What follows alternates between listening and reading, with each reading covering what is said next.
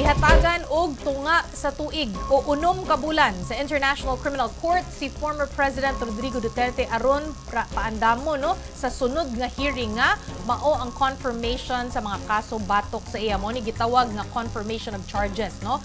Aning puntuha mga bay ato ang balikan ang mga eksena sa pinakauna niyang pag-atubang sa ICC pinaagi sa pagbalita ni Bril Montalvo.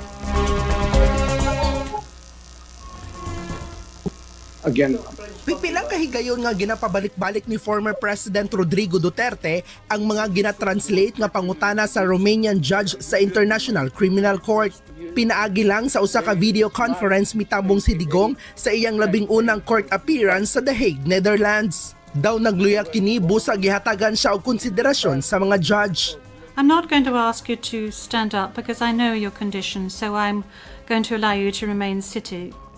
Una matud paghihangyo sa kampo ni Duterte nga masuspindi ang hearing tungod kinahanglan pa nga i-explain sa iyaha ang tibuok proseso o gikonsidera sa pang iyang panglawas. Apan wala kini giaprubahan sa ICC. The court's doctor was of the opinion that you were fully mentally aware and fit.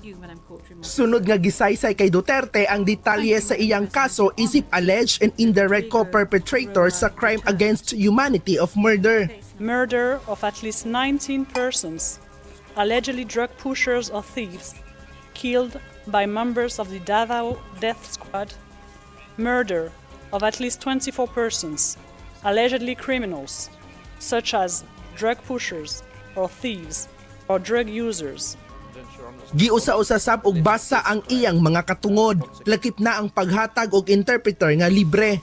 Ug ang oras, pasilidad, komunikasyon ingon man ang gusto niyang abogado para sa preparasyon sa iyang depensa. Kinahanglan sab daw nga ang prosekusyon nga maghatag dayon og detalye sa bisan unsang ebidensya.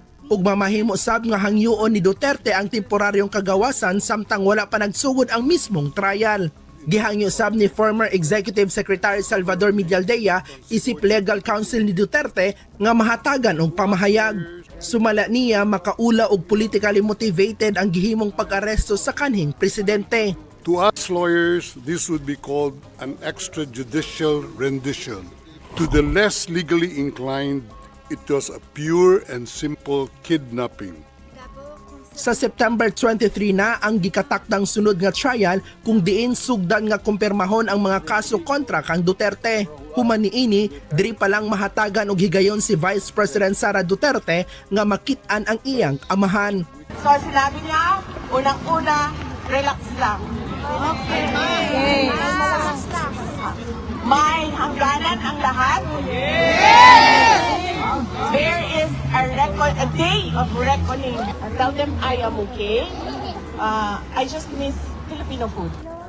Gusto sab siya papaulion sa iyang amahan sa Pilipinas. Apan dili sa kini mouli sanglit gawas nga siya lang ang anaay visa sa ilang mag-igsuon, siya lang pod ang abogado.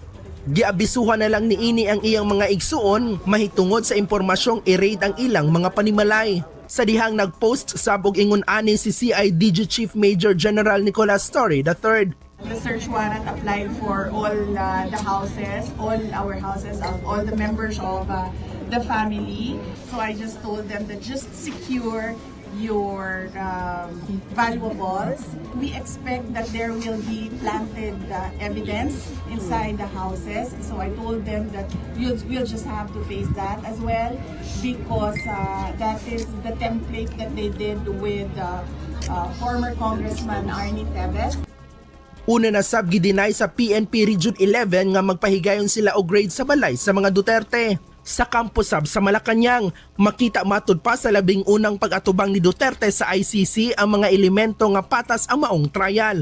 Lakip na ang pagkonsidera sa iyang panglawas, pagdetalye sa iyang mga katungod isip suspect ug pagsiguro nga nahibaw-an niini ang tibuok proseso. Ako si Bril Montalvo para sa One PH.